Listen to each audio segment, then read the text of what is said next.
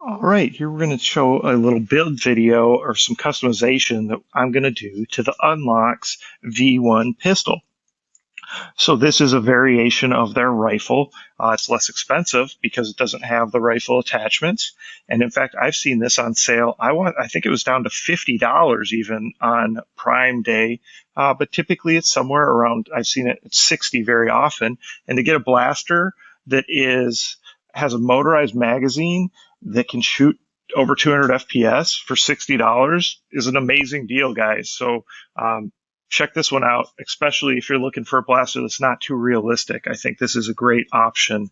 Very similar, I would say, build quality and type of blaster like that the Splatterball brand is, because you get that big magazine here that's motorized that can hold, like 700 rounds, which is a lot for a mag fed. That's almost as much as some of the drum mags hold. So the first thing I wanted to do is I just wanted to go ahead and put a threaded barrel on here because I thought it'd be cool to shoot this with a tracer and shoot it, at night and show you guys that. So I took it apart a little bit, and this one does have an internal battery, but really all it is the same battery that we see in a lot of blasters. It's just hooked up to the ability to charge through a micro USB here. So if you take the two screws off the top here with this piece, that's how you can see that battery, and that's how you could replace the battery if you needed to. And before people ask, they do not advise you put 11.1 in there. So if you do, just do so at your own risk. I've certainly done it in my other UnlocX blaster, and it's been okay. But I mean, it's had very limited use, guys. If you're playing with it for like an hour in a row, I imagine that you could end up damaging your blaster. Now, from the looks of the gearbox, I think you'd be able to repair it, but you'd have to figure out which metal gears you could use to replace the ones that are in there, and I don't know that offhand. So anyway, don't do it unless you don't mind hurting your blaster, and just know that that can happen if you do.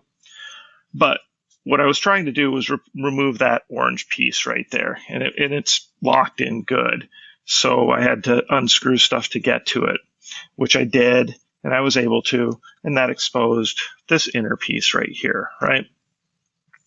So I could, of course, just take a threaded barrel, cut this down, and just have that, cut down to the size here, but I'd be afraid it doesn't have enough stability. So instead, what my plan is I took that orange piece off, I cut it flush because it's concave, you can see there. So I cut it flush so that it's straight as well. And then this piece is going to go in here like this. Of course, it'll be glued in there nicely. I'm going to have to shorten this a little bit. And then I'm going to have to unscrew the case slightly to get this back inside, because this piece actually is back inside here, and it's kind of locked in place based on the design and the molding of the plastic. So we'll go ahead and do that. I'm probably going to take take a 3D pen to fill in this area, and to add stability, but also for looks. And then, in fact, I found a piece of from another blaster I have, a circle piece that fits perfect. So I may kind of put some kind of, I guess you'd call it a decorative bezel of some sort around this as well, just that way. Again, we'll see how it looks. But then I'll definitely have my threaded barrel there, which will be cool. And of course, that will be permanent. And then you can always use your thread protector on there. So once these would get cleaned up and painted orange, so that that's always orange. And while I was messing with it, I thought, it would be nice to be able to have the option of putting a stock on this. Of course, you can always buy the UnlocX that comes with that, but then you're limited to their stock as well.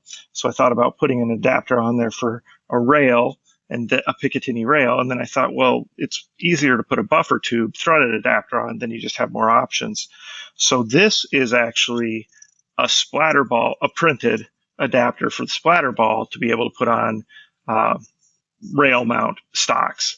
So I just happened to check on it, and it does actually fit perfectly on there. Now, of course, it's not by perfectly, I mean, it's the right width. So I'm no 3D modeling pro by any means, and I don't really want to be, but I can do, there's a couple programs that allow me to just kind of modify simple modifications. So I can make this narrower and I can make it longer so that it fills the space like it should, goes up to this tab, and then, and it's just, again, it's narrower. So that's what I'm doing. I'm printing that right now. And then we'll see, obviously it's at an angle. So I don't really want my stock going up at an angle like that. So then I printed a buffer tube piece, a threaded piece. I think I did the right angle. It might take me a couple tries of printing, but so that the buffer tube comes off, straight. And then we'll be able to screw in any threaded buffer tube, which I think will be a cool option to have too. So that's kind of the plans here. What we're going to do with this UnlocX V1 pistol. Again, guys, if you're looking for a smaller blaster like this, I mean, it's not technically pistol size, I guess, but the performance you get from this for $60 is really, really good. So, and again, it's not realistic. So there's some of you guys who are really worried about that, rightfully so. And in some of the crazy states like New York and California, I'm sure you won't have any problems having this shipped to you. All right, so this is just kind of the preview video. I'll do separate videos as the build progress continues. So thanks for the support. And of course, always, please like and subscribe.